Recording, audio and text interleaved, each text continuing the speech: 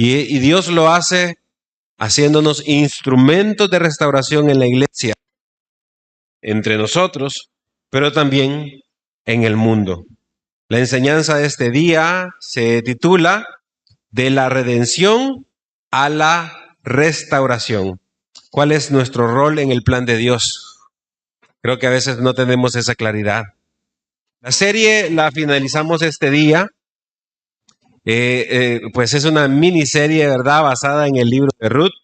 Encaja perfectamente en el cumplimiento de la promesa que apunta a Cristo, y estamos nosotros a la puerta de celebrar ese hermoso nacimiento. Así que la serie se tituló Caminando bajo la soberanía bondadosa de Dios. ¿Qué significa caminar bajo esa soberanía? Y yo creo que parte del caminar implica entender nuestro rol en todo lo que Dios está haciendo. Quiero que abra su Biblia en el libro de Ruth, capítulo 4, versículos del 1 al 22 vamos a estudiar, pero solo vamos a leer 2 versículos.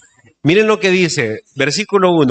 Booz subió a la puerta y ahí se sentó. Y cuando el pariente más cercano de quien Booz había hablado iba pasando, le dijo: oye, amigo. Otras traducciones dicen: oye, fulano, ven acá y siéntate. Y él vino y se sentó. Y Booz tomó 10 hombres de los ancianos de la ciudad y les dijo: siéntense aquí.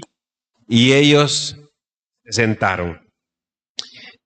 Una de las cosas que debemos preguntarnos, o que siempre nos preguntamos como cristianos, es ¿cómo nosotros reflejamos a Dios? ¿Cómo nosotros reflejamos el carácter redentor de Dios? Estas historias que vemos en la Biblia a veces nos dejan como desconcertados, porque la pregunta es, bueno, ¿yo cómo voy a redimir a alguien? ¿Cómo voy a pagar la deuda de alguien? ¿Qué tiene que ver esto conmigo? Pues sí tiene que ver. Toda la palabra de Dios es inspirada por Dios, es útil para redarguir, para corregir, para instruir en justicia, a fin de preparar a todos los creyentes de acuerdo al perfil o a la estatura de Cristo. Así que nosotros podemos ver en su palabra que está ahí con un propósito. Y el propósito es que entendamos que las circunstancias y el pecado son semejantes en toda la historia y necesitan la revelación de Dios para que comprendamos cómo actuar en medio de un mundo caído. Así que lo primero que debemos de entender es que debemos ser agentes de restauración. ¿Cómo? Reflejando el carácter redentor de Dios. No somos agentes pasivos. No estamos por un error en esta tierra. Probablemente alguno o más de alguno piensa que un hijo es un accidente. Nunca es un accidente, independientemente las consecuencias o las razones por las que sucedió. Si fue dentro de la voluntad o no de Dios, al final sabemos que Dios es el que permite las crisis y las transforma en cosas que nosotros no entendemos para su voluntad, no para nuestro bien y deleite solamente, aunque somos parte de ese bienestar que Dios quiere darnos mientras estamos en esta tierra. Así que no olvidemos que uno de los mandatos que vamos a aprender este día es que debemos ser agentes de restauración, reflejando el carácter redentor de Dios. En este pasaje que nosotros vamos a estudiar, en estos 22 versículos, observamos cómo Booz cumple su promesa. ¿Se acuerdan qué sucedió la semana pasada? Hay una decisión que tomó Noemí con respecto a Ruth de traer paz a su vida, tranquilidad. Y vemos que obedece Ruth a Noemí y va donde Booz, y vas prácticamente lo que hace es ir a pedirle matrimonio bajo la ley que existía del levirato. Diga conmigo el levirato. Esa ley era una ley que Dios había estipulado en su pueblo para poder restaurar a personas que habían quedado en viudez. Así que Ruth obedece, habla con Booz y Booz se alegra por la decisión que tomó Ruth de ir a hacer uso de esa ley de una forma muy humilde, no exigiéndola por ley, sino que suplicando con misericordia. Así que, siguiendo la ley mosaica, apegándose a la voluntad de Dios, pide a vos que la redima, es decir, que pague ese precio que ella no puede pagar porque está desprotegida. Recordemos que la ley de Dios refleja el carácter santo de Dios. La ley no está ahí solamente porque a Dios se le antojó ponerle en una era de la historia. Era para reflejar su carácter santo y que el pueblo reflejara ese carácter santo. No lo pudo hacer el pueblo. Dios sabía que el pueblo no lo iba a hacer. Y eso era importante porque Dios les estaba diciendo, ustedes no pueden, pero va a venir uno que sí va a poder hacerlo. Así que este acto no solo le iba a dar descanso, volviendo ya a la historia, a Ruth como esposa, sino que también restauraría la esperanza de Noemí. Recordemos que ella regresó a Israel sin esperanza, sin marido y sin sus niños. Así dice el texto, sin sus niños. Es hermoso cómo el autor del libro pone palabras claves para que vayamos entendiendo que nada ocurrió por gusto. Es como cuando en una película de repente, no sé si, bueno, yo soy fan de las películas, pero de repente se ve que hacen una toma y se acercan a un zapato. Y uno dice, ¿por qué se acercaron al zapato? Hicieron una toma del zapato. Más adelante se entiende, ese es el zapato, los calcetines del asesino. Pues eso es lo que está haciendo el autor, está tomando palabras claves para hacernos enfocar. Así que Ruth llegó, al igual que Noemi, sin esperanza a Israel, viudas, pero Noemí específicamente sin marido y sin sus niños. Los dos habían muerto y sin nietos. 10 años habían pasado casados, Malón y Kelión, y nunca tuvieron hijos. Así que Dios está tratando de dar un mensaje. Así que le da a Dios ahora en este último capítulo respuestas a todos los problemas que habían tenido. Este es el capítulo de la resolución de los problemas. Dios restaura la esperanza de Noemí y le asegura un futuro sustentado por un descendiente redentor. Un descendiente redentor. El texto refleja el carácter santo de Dios, quien desea que su pueblo también sea santo y actúe conforme a esa naturaleza redentora de parte de Dios. Dios quiere que nosotros entendamos que debemos reflejar este carácter no en un nivel de deidad como lo es Dios, sino que en un nivel como seres humanos redimidos que tenemos al Espíritu Santo en nosotros con la capacidad de ser obedientes a Él. Nadie puede decir, no, lo que pasa es que como Jesús era Dios, entonces por eso fue obediente. Yo no puedo hacerlo, no.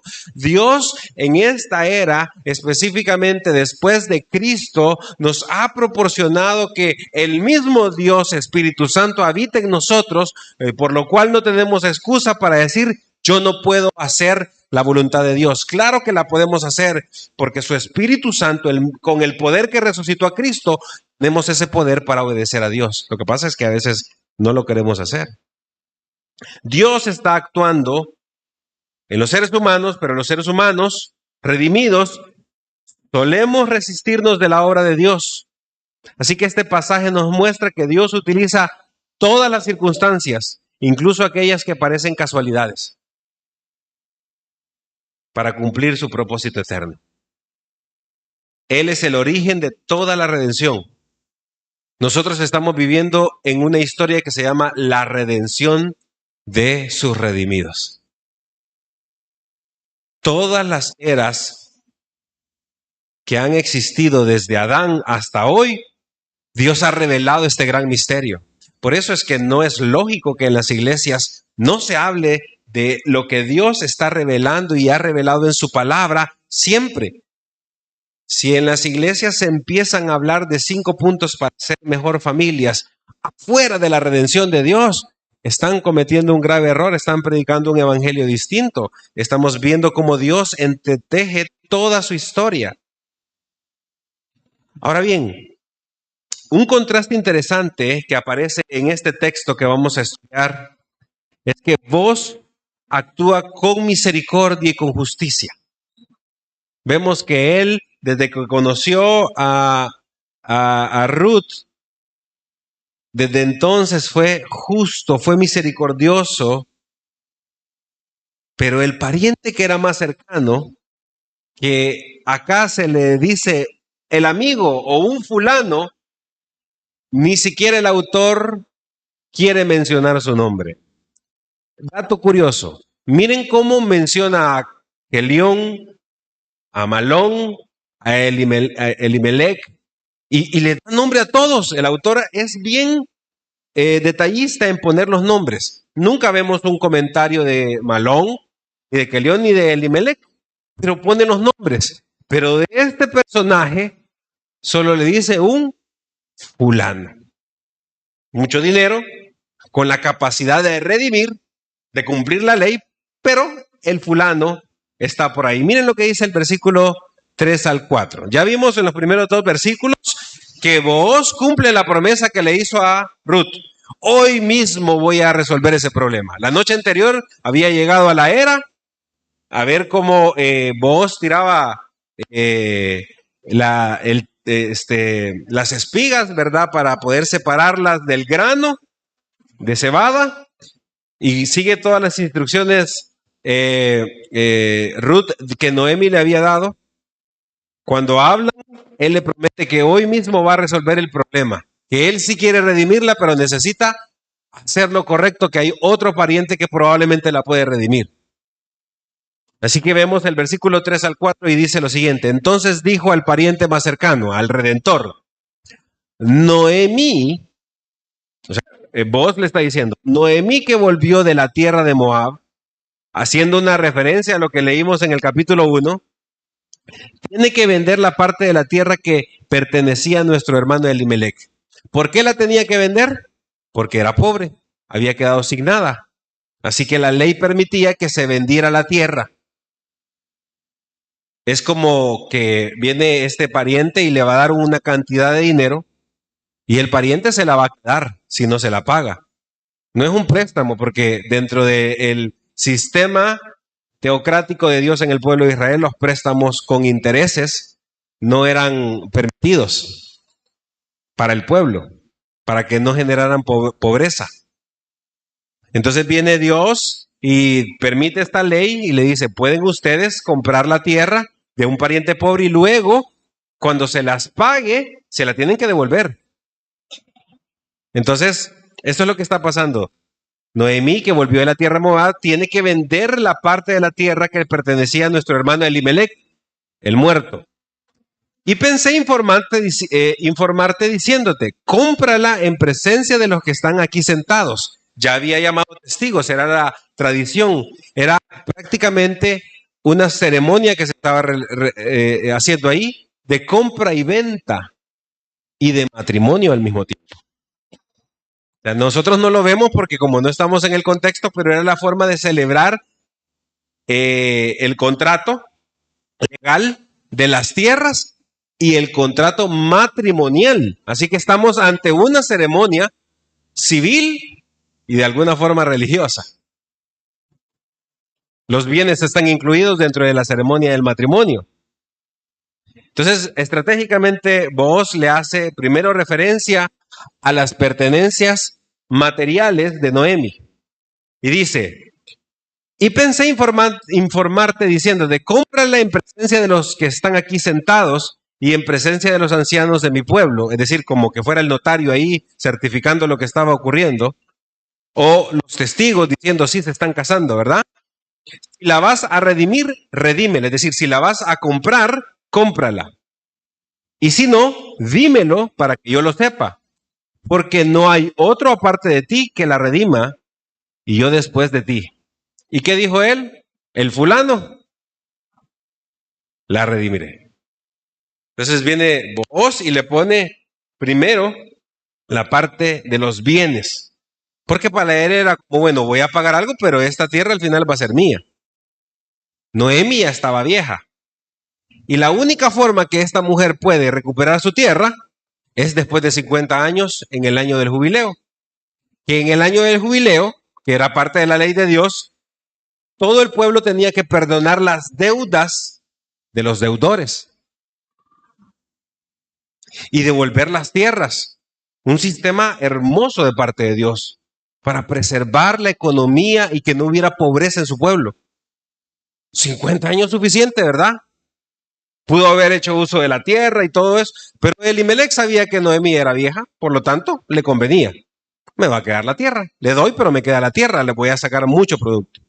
Así que no lo dice el texto, pero de alguna forma por la actitud de este fulano, entendemos que era muy interesado. Lo vamos a comprobar.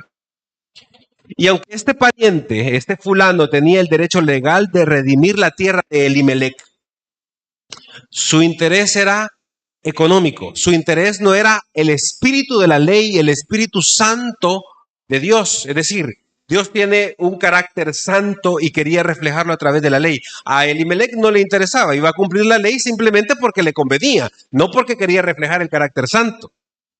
Él tenía un interés económico, un interés egoísta. Cuando vos aclara que redimir la tierra implica también tomar a Ruth, el fulano entonces rechaza la redención. Porque si no, la herencia ya no es de sus hijos, sino que del hijo que tenga con Ruth. Porque al final, el hijo que entre este fulano y Ruth iba a ser el heredero de toda esa tierra. Entonces él dijo, no, miren lo que pasó. Versículo 5 al 6. Entonces vos dijo, el día que compres el campo de las manos de Noemí, también debes adquirir a Ruth la moabita, viuda del difunto. Recordemos todo el capítulo 1.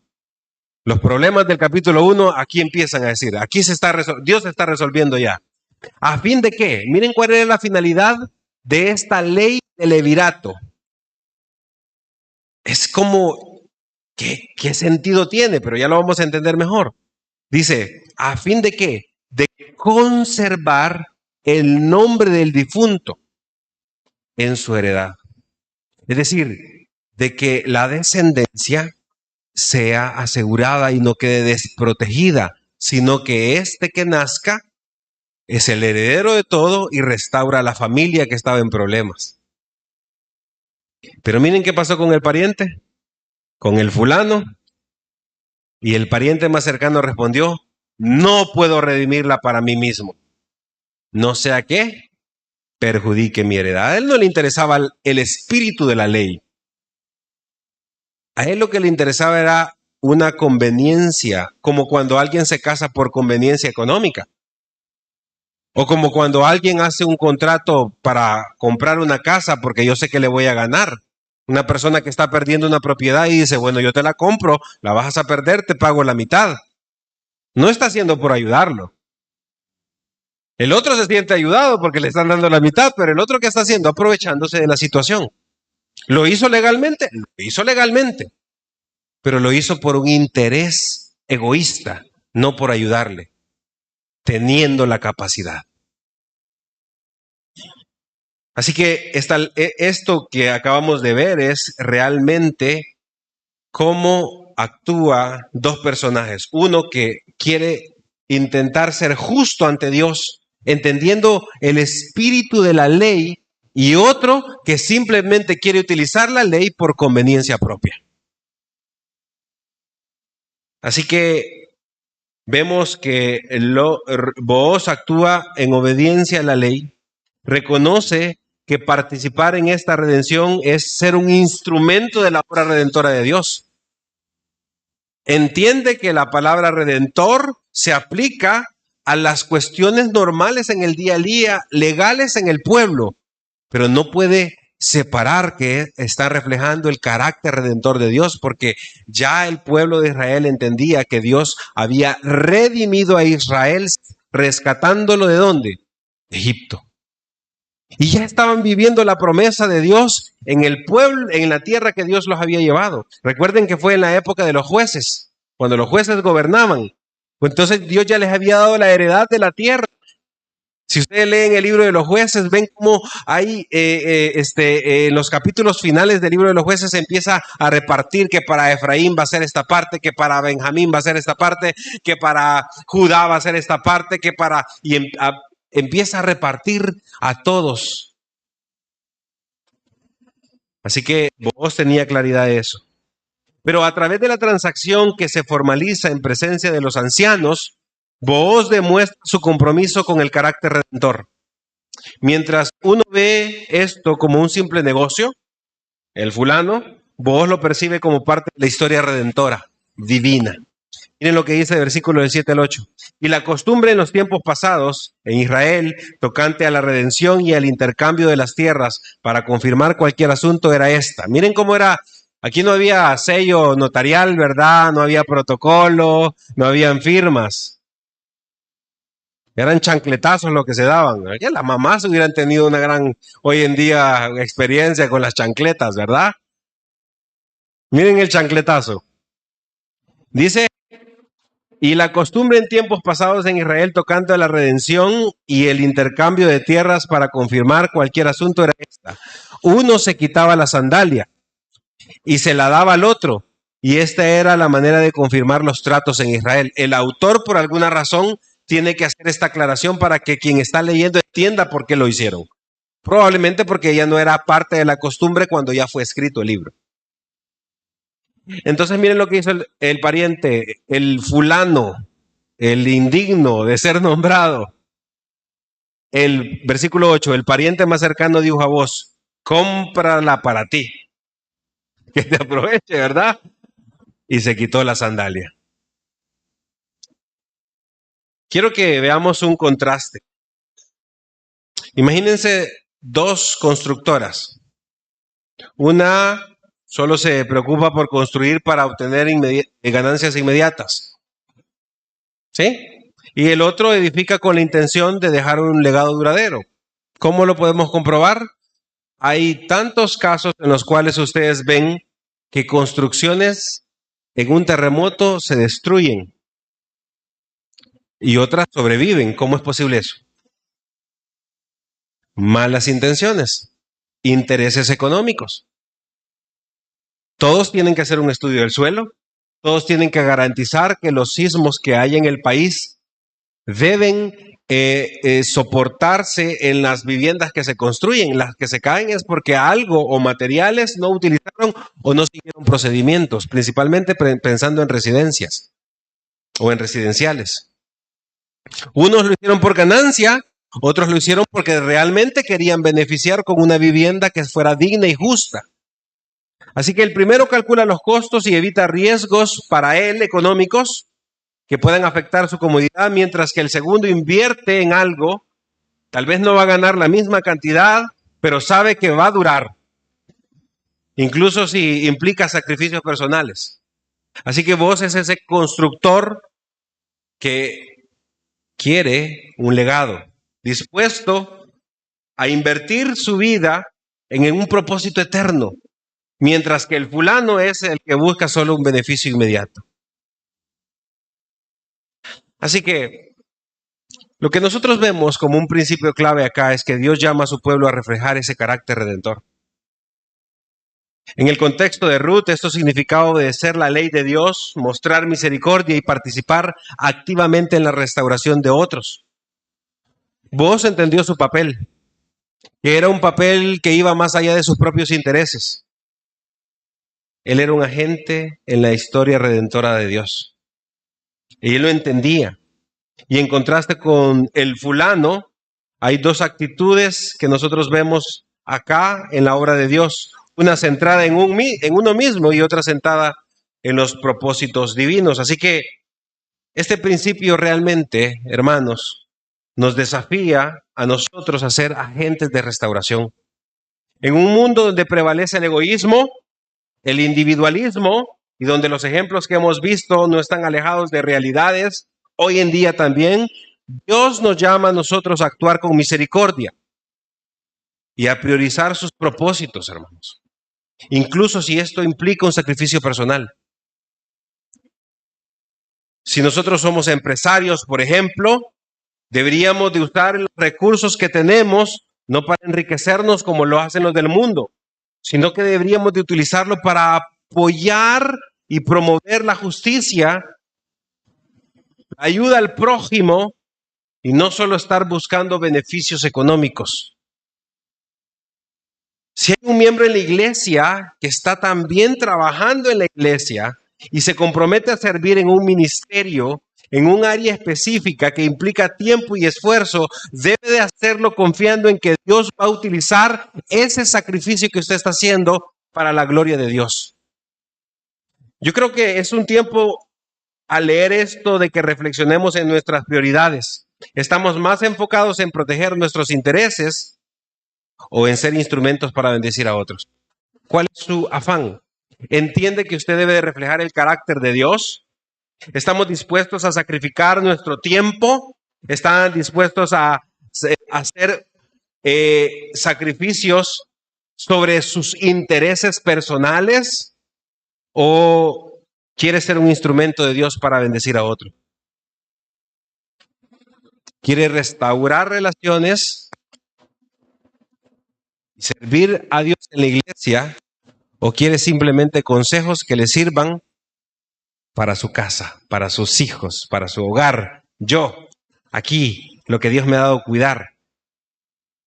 Y no estamos pensando en cómo podemos ser de bendición a otros hermanos, cómo ellos serían edificados si yo pudiera aportar tiempo, aportar bienes para que el reino de Dios pueda seguir siendo establecido. Así que obedezcamos la palabra de Dios con prontitud como lo hizo Booz. Él no dijo, mire, déjame pensarlo, Ruth, quiero hacer cálculos económicos, dame un mes para ver cómo están mis números, si me alcanza o no me alcanza, si me conviene o no me conviene. Si la ley estaba clara y vos la conocía, le dijo, hoy mismo se resuelve este problema.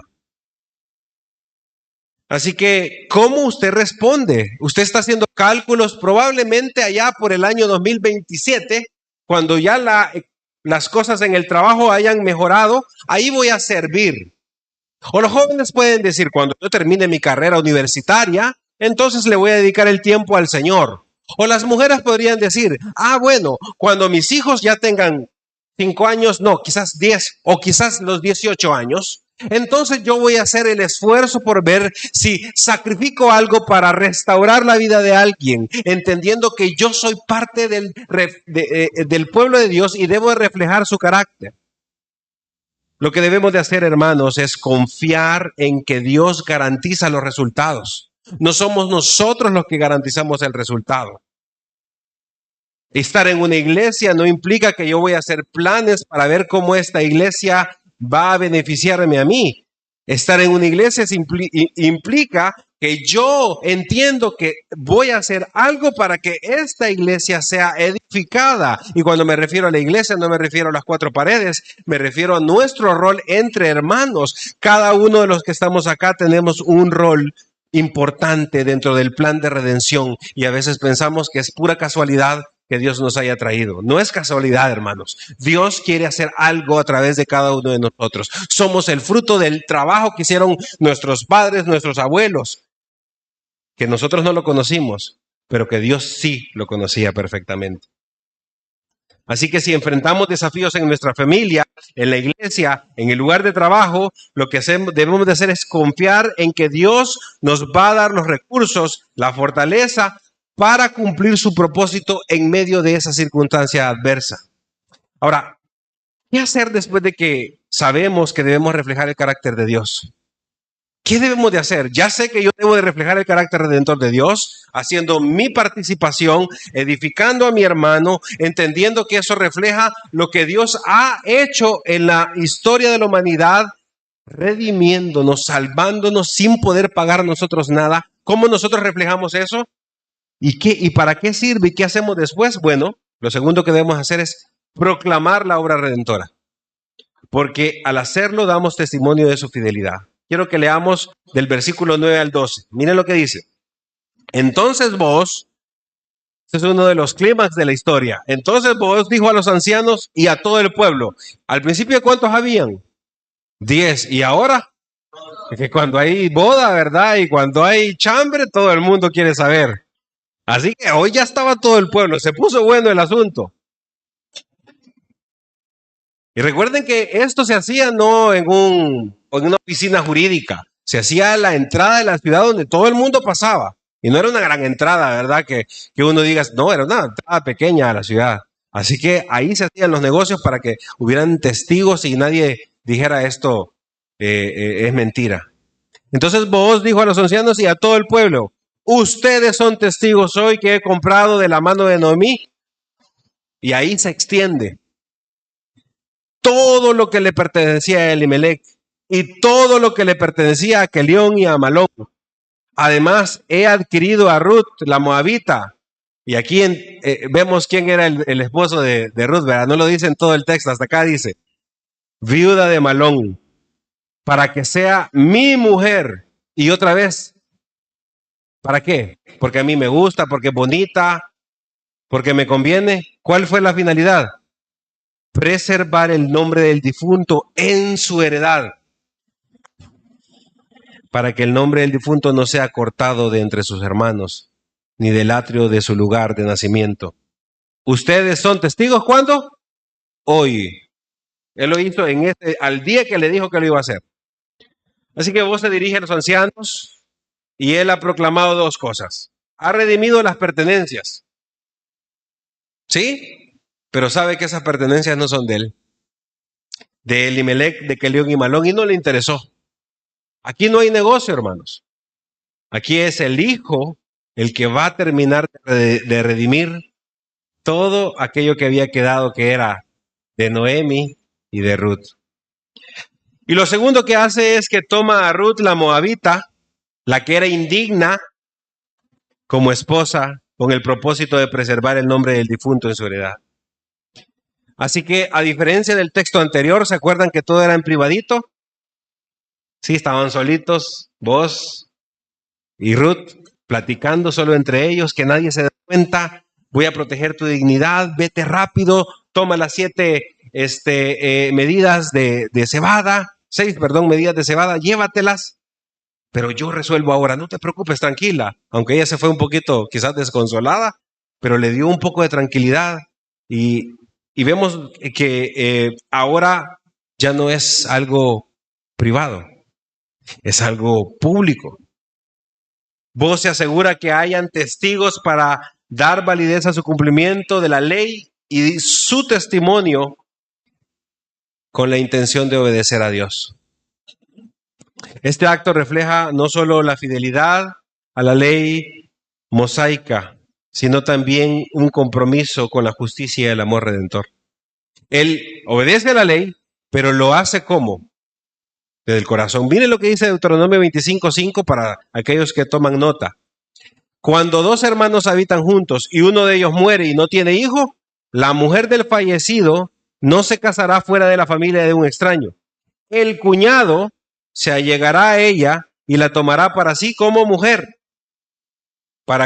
y cumplirá con ella su deber como cuñado. ¿Cuál era el deber como cuñado? Darle hijos. Ahí está en la boda. No había que preparar nada más que hacerlo formal. Y será que el primogénito que ella dé a luz, ¿qué va a hacer? Llevará el nombre de su hermano difunto, para que su nombre no sea borrado de Israel. Así que sí está cumpliendo la ley, Booz, pero aparte de eso, entiende, porque otro que pudo hacerlo no lo hizo, que debería ser con misericordia. Ahora, ¿qué pasó con los testigos? Miren lo que dice del 11 al 12. Y todo el pueblo que estaba en el atrio y los ancianos dijeron, ¿qué dijeron? Somos testigos. Y miren lo hermoso. El pueblo estaba tan consciente de lo que Dios estaba haciendo que los bendice a ellos y les dice, haga el Señor a la mujer que entre en tu casa, ¿como quién? Como Raquel y Lea, las esposas ¿de quién? De Jacob, las cuales edificaron la casa de Israel, y que tú adquieras riquezas en Efrata y seas célebre en Belén. Además, sea tu casa como la casa de Fares, el que Tamar dio a luz a Judá, por medio de la descendencia que el Señor te dará de esta joven. Así que el pueblo y los ancianos confirman que son testigos, eso es lo primero. Pero bendicen a Ruth y a Booz, invocando a Dios para que su unión sea fructífera y significativa en la historia de Israel. ¿Por qué? Porque los testigos y el pueblo hacen memoria de lo que Dios hizo, del relajo que tenía Jacob. Porque Dios es especialista de aquello que uno empieza mal, Él lo dirige hacia su perfecta voluntad. Él es especialista en eso. Así que si usted empezó mal las cosas, hermano, no se preocupe. Si está en la voluntad de Dios ahora, Él es especialista en utilizar y transformar eso malo en sus propósitos redentores. Comparan a Ruth con Lea, con Raquel, las matriarcas de Israel, y también mencionan a Tamar y Fares, mostrando cómo Dios ha obrado en el pasado para cumplir su propósito, incluso en circunstancias difíciles. ¿Sabe quién era Tamar? Era nuera de Judá, uno de los hijos de Jacob. ¿Y saben qué pasó? Se murió el esposo de Tamar. Y viene Judá y le da, de acuerdo a como vemos en la ley, la tradición era esa, al otro hermano. Y se muere. Entonces Judá dijo, ya no le voy a dar otro hijo porque esta me lo está matando. Entonces, lo que nosotros vemos es que dejó sin heredad y desprotegida a Tamar, Judá, el suegro. Y adivinen qué hizo Tamar. Se disfrazó de prostituta y como Judá no andaba en buenos pasos, se metió con su suegro y quedó embarazada. Y como no tenía cómo pagarle, se quedó con el sello de él, que era con el que firmaba, y así le demostró en un momento que él es el que la había dejado embarazada para que no la dejara sin heredad, porque la iban a matar porque de repente quedó embarazada. Entonces Judá dijo, tú fuiste más justa que yo. Lo hizo mal, no era la forma correcta, pero Dios de Tamar nació Fares, del cual nosotros vemos que es uno de los ascendientes de Booz. Así que Dios se encarga, hermanos, de las cosas que nosotros hacemos mal.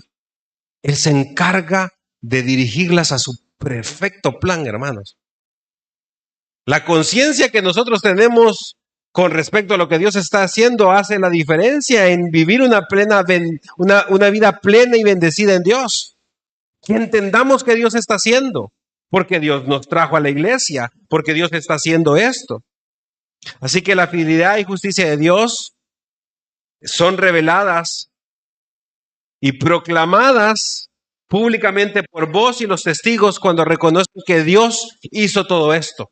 La Biblia no omite lo que, quizás los autores van a decir, no voy a poner esto malo que hizo este fulano. No, la Biblia refleja la realidad del ser humano alejado de Dios, pero también refleja el carácter de Dios, que Él es fiel a su promesa de redimir a una humanidad caída que detesta a Dios, que no quiere un matrimonio como Dios lo ha establecido, que no quiere que nos comportemos como Dios ha establecido, sino que como nosotros queremos, que quiere celebrar una Navidad como yo quiero.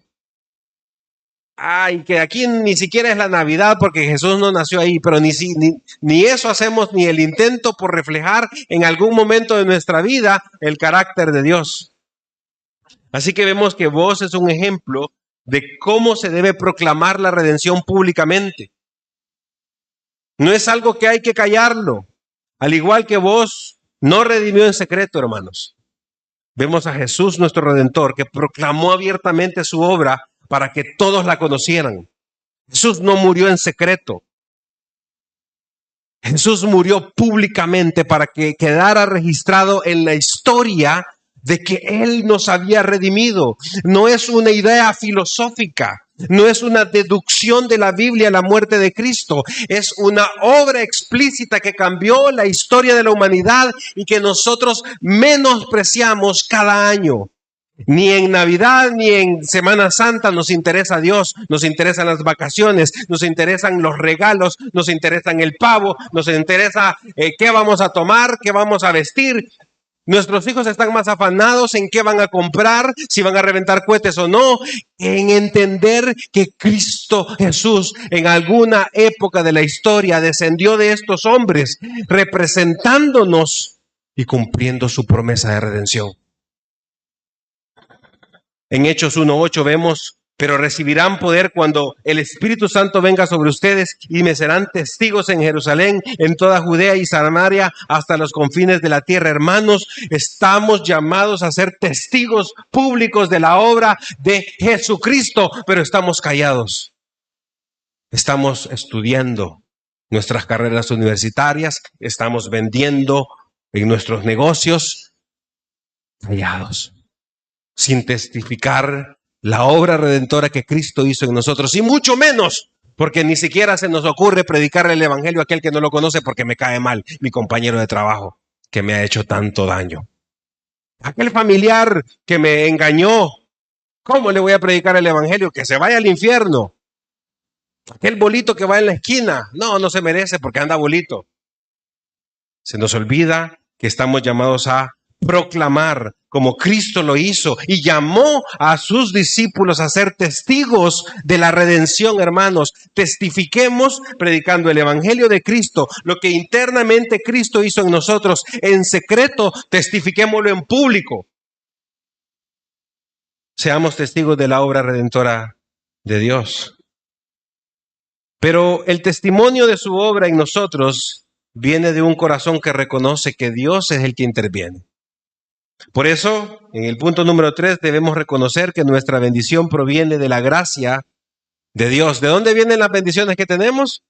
De la gracia de Dios. Así que el autor del libro de Ruth deja claro que las bendiciones que experimentan Noemi, Ruth y Boaz provienen directamente de la gracia de Dios. Miren lo que dice el versículo 13. Boaz tomó a Ruth y ella fue su mujer. No dice cuánto tiempo pasó, pero él le dijo: hoy te resuelvo, hoy te cumplo. Pero miren qué es lo hermoso de todo esto. Y se llegó a ella. ¿Y qué pasó? Y el Señor hizo que concibiera y ella dio a luz un hijo. Lo que nosotros vemos es que este versículo afirma que es el nacimiento de este hijo, intervención directa de Dios. Este hijo no solo era una bendición para Boaz y Ruth, sino que también tiene un impacto significativo en la vida de Noemi y en la continuidad de la línea familiar de Elimelech. Vemos que Dios tenía todo bien planificado. La diferencia es que estos personajes estaban conscientes de que Dios estaba obrando. Miren cómo Dios fue abriendo la mente de Noemí. Cómo Dios fue progresando en restaurar su mente, que estaba enfocada en comer, en irse de Israel a una tierra donde iban a, quizás temporalmente, ¿se acuerdan? Pero luego se quedaron. Se murió Elimelech, se quedaron más tiempo, se casaron los hijos, se quedaron 10 años más, se murieron los hijos, y ahí empezó Dios a orar y entender: tengo que volver, tengo que salir de Moab, tengo que volver a donde... Pero ¿cómo llegó? Llegó amargada y, según ella, con las manos vacías. El pueblo la recibe, las mujeres la reciben, y esta no es Noemí. Y en lugar de alegrarse ella, ¿qué dice? No me llamen Noemí, llámenme Mara, porque la mano y el juicio de Dios está contra mí. Reconocía a Dios, pero solo una parte de Dios, solo el juicio de Dios, pero no veía todo el carácter hermoso de Dios.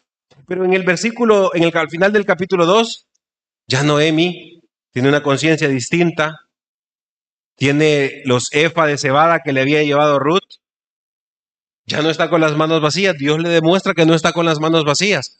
No ha resuelto todo el problema, pero la conciencia de Noemí va cambiando. Y miren, en el capítulo 3, recibe un regalo de 6 medidas de cebada de parte de Boaz. Así que Dios empieza a proveer. Y aquellas manos vacías ya no son las mismas. La amargura se estaba quitando. Y en este capítulo 4, nada se puede comparar con todo lo que ella había recibido, las bendiciones de Dios. La felicidad que estaba teniendo. Al final del relato, ella está llena de gozo, sosteniendo a el niño Obed en su regazo. Versículo 16 dice, entonces Noemí tomó al niño, lo puso en su regazo y se encargó de criarlo, ¿verdad? Qué metida la suegra, de decir, ¿verdad? Eran costumbres muy distintas a las nuestras. Y lo que está tratando de decir el texto es que ella anhelaba ese nieto que nunca pudo tener. Y ahora el niño sustituía a los niños que había perdido. Yo creo que cuántos años pasaron para que a Noemí se le abrieran los ojos y decir, gracias Dios. Gracias por todo lo que has hecho. Y miren, el versículo 14 dice, entonces las mujeres dijeron a Noemí, bendito sea el Señor que no te ha dejado sin redentor. Le están diciendo redentor ya no a vos, sino que a quién, al niño. Porque la obra redentora es algo que refleja el carácter de Dios y que cada uno de nosotros debería de ejemplificar, sin que su nombre sea célebre en Israel. Este pasaje también relata el concepto de redención. Se menciona de forma reiterada pariente, redentor, y lo conecta con Booz, lo conecta con el niño Obed. Este niño es visto como un restaurador de la vida de Noemí y una promesa de sustento para su vejez. Ya no estaba desamparada. Había alguien que la iba a sustentar en su vejez. Dice el versículo 15, que el niño también sea para ti restaurador de tu vida y sustentador de tu vejez, porque tu nuera, que te ama y que es de más valor para ti que 7 hijos, lo ha dado a luz. Noemí pudo haberse quedando llorando por Elimelech, llorando por sus hijos, que creo que es válido tener un dolor por la pérdida. Pero es más valioso ver la obra que Dios está haciendo, restaurando aquello que nosotros mismos destruimos. Así que no se trata de la obra que hizo Booz. Booz simplemente obedeció a Dios. El resultado del crecimiento, ¿quién lo da? Dios. Es Dios el que se encarga, hermanos. No somos nosotros. No es nuestro esfuerzo. No es porque tanto le predique a sus hijos que se van a convertir. Esa es su labor. Explicarles la forma en que Dios redime con cada una de sus decisiones es su labor. El crecimiento lo va a dar Dios, ya sea en sus hijos, en sus familiares, en sus compañeros de trabajo, en la iglesia o fuera de la iglesia. El crecimiento lo va a hacer Dios. Nuestra labor es actuar como redentores, mostrando el carácter santo de Dios. Por eso es que Ruth tiene esperanza en este niño. Miren lo que más adelante ocurrió. Cuando el pueblo de Israel ya tenía rey, tenía reyes, desobedecieron a Dios nuevamente. Y el pueblo fue llevado, exiliado a Babilonia. Y el pueblo en Babilonia recibe otra vez la palabra de Dios a través de un profeta. Ahora la palabra de Dios es la Biblia.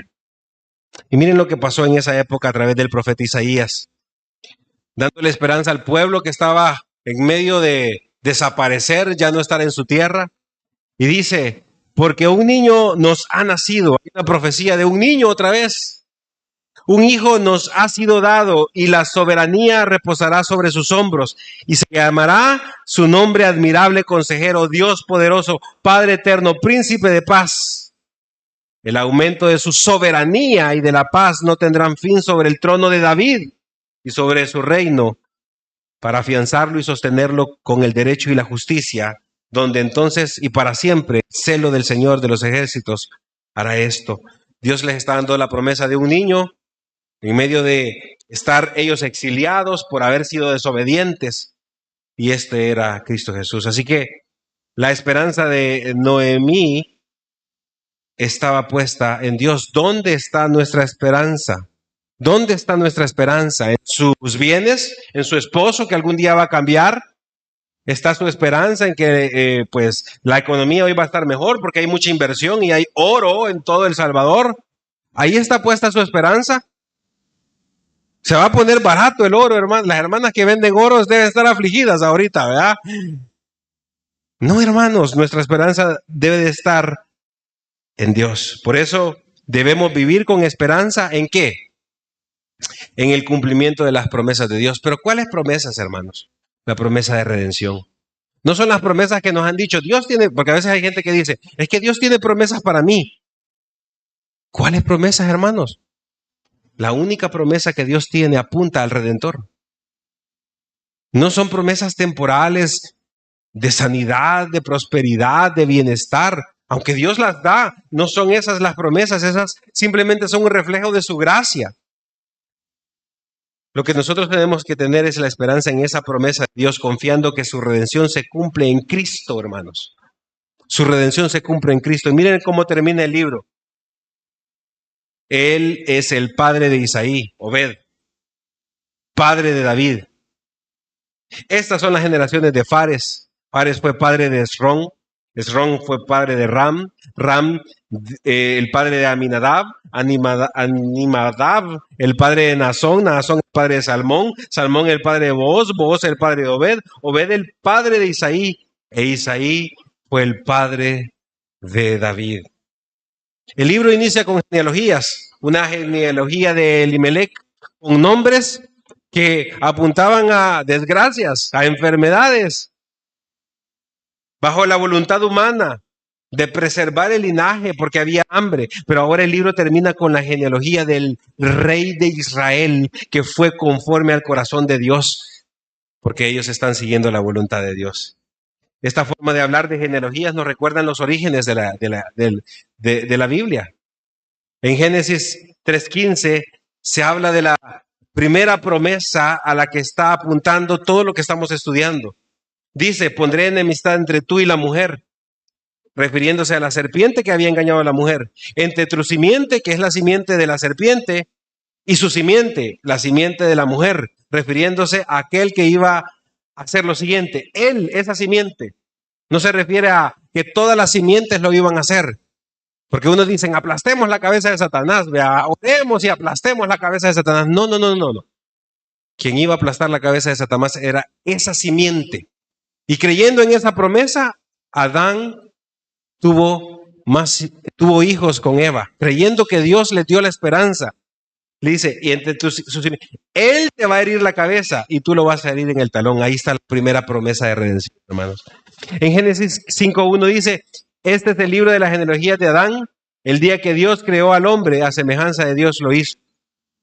Otra vez, el libro de las generaciones. Miren en Génesis 6, del 9 al 10 dice, estas son las generaciones de Noé. Y luego en el 10:1 dice, estas son las generaciones de Sem, Cam y Jafet. Es como que si estos autores nos estén tratando de dar indicaciones deliberadamente de que Dios está continuando la historia que Él inició de redención. Así finaliza el libro de Ruth. Quisiéramos otro fin, quisiéramos un fin romántico y vivieron felices para siempre. Y se amaron y tuvieron 20 hijos. Pero no, el fin es con una genealogía que apunta a la obra de Cristo. En todo el libro vemos la soberanía bondadosa de Dios y cómo su providencia actúa en cada momento. Estos son dos atributos importantes. Dios es soberano, pero es providente. ¿Qué significa eso, hermanos? Que Dios decreta lo que va a ocurrir, tiene autoridad, pero sostiene Él mismo lo que Él mismo ha decretado. Por lo tanto, no tema, hermano. No tiene por qué temer en medio de sus aflicciones, en medio de los errores que usted crea que haya cometido. Él es soberano, pero es providente y siempre va a actuar en favor de su promesa eterna que es Cristo Jesús. Así que por medio de estas genealogías, que es cierto que Dios es el autor de la redención, Él es el Señor de las circunstancias y dirige estas mismas hacia el desenlace del bien para nuestras vidas. Estas dos personas amaban a Dios. Y es una promesa que vemos en el Nuevo Testamento. Romanos 8:28 dice, y sabemos que para los que aman a Dios, ¿qué pasa? Todas las cosas cooperan para bien. Esto es, ¿para qué? Para los que son llamados conforme a su propósito. Si usted ama a Dios, véase reflejado en la vida de Noemí y de Booz y la vida de Ruth. Amaron a Dios, decidieron obedecer la ley no por conveniencia, como pastores lastimosamente han predicado, sea obediente a Dios, y un pastor que ya no está entre los vivos, ¿verdad? Decía, yo amo tanto mi Mercedes que prefiero obedecer a Dios, decía. Esa era la promesa de evangelio barata que vendía. No es eso. Se trata de entender que debemos reflejar un carácter santo. Y solo el creyente entiende que anhela vivir santamente para Dios porque ha sido regenerado, porque ha sido redimido. Así que esto nos recuerda el inicio del primer evangelio. Miren, las mismas frases. Mateo viene y dice, libro de la genealogía de Jesucristo, hijo de David, hijo de Abraham. Así que Mateo recoge el hilo de la historia, comprende la soberanía y la providencia de Dios, ahora cumpliendo su promesa, la de Génesis, la que Dios también transfirió a Abraham y la que Dios dio a David. Y como lo explica el autor, un autor, y creo que está en pantalla y dice lo siguiente, Dios cumple sus propósitos, generación tras generación. Cada uno de nosotros, limitados como somos a una sola vida, ve poco de lo que está ocurriendo. La genealogía es una manera llamativa de recordarnos la continuidad del propósito de Dios a lo largo de las edades. El progreso de la historia no es arbitrario, tiene propósito y su propósito es el de Dios. Así que, hermanos, recuerden que hemos sido llamados a ser agentes de esa restauración. Debemos proclamar la obra redentora públicamente. Lo que Dios ha hecho en usted debe reflejarlo y proclamarlo para que en la iglesia sigamos conociendo el evangelio y fuera de la iglesia conozcan otros el evangelio. Debemos reconocer que todo lo que ocurre proviene de Dios. Las bendiciones son fruto de su gracia y no de nuestro esfuerzo. Y finalmente, debemos vivir con la esperanza en que el cumplimiento de las promesas es en Dios. Cristo Jesús nació, hizo su obra en esta tierra, murió, resucitó y va a regresar. Va a redimir esta tierra que todavía está en pecado. Va a redimir este cuerpo externo que todavía está en espera de la obra de Cristo. No se afane por las cosas que no obtuvo, por las cosas que no tiene. Afánese por entender que usted es parte de esa obra redentora de Dios. Así que, hermanos, finalizamos con esta proposición que empezamos. Si hemos sido redimidos por Dios, debemos actuar como redimidos, siendo instrumentos de restauración en la iglesia y en el mundo. Su árbol genealógico tiene historia, hermanos. Usted haga la suya y no lo olvide en esta Navidad. Vamos a orar. Dios, te damos gracias por este día. Gracias, Señor, porque en medio de las crisis que nosotros pasamos, las malas decisiones que tomamos, Señor, a veces no vemos cómo vamos caminando en tu soberanía, Señor, bondadosa. Así como Ruth, como Noemí, como vos y toda esta generación reconoció que eres tú el que teje la historia de la humanidad, le da sentido y nos lleva a entender tu plan redentor eterno. Señor, nosotros queremos estar conscientes cada día, Señor. Ayúdanos, Señor, a que la conciencia esté en nuestra mente, pero también la voluntad de hacer tu obra, Señor, de reflejar tu carácter santo, de proclamar, Señor, lo que estamos llamados a proclamar, de reconocer que toda la bendición que viene y toda circunstancia que nos ocurre viene de ti y que todo apunta a que tú vas a redimir, Señor, algún día a toda la humanidad que ha creído en ti y a esta creación que está en maldición.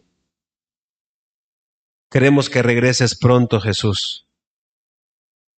Así como hace más de 2000 años, Señor, la historia fue cambiada al cumplir la promesa de un Redentor que nació en Belén, que creció, que predicó la revelación completa de Dios, de salvar a la humanidad, de redimir a la humanidad, de pagar un precio a un Dios santo, un representante que vivió perfectamente delante de ti, Dios.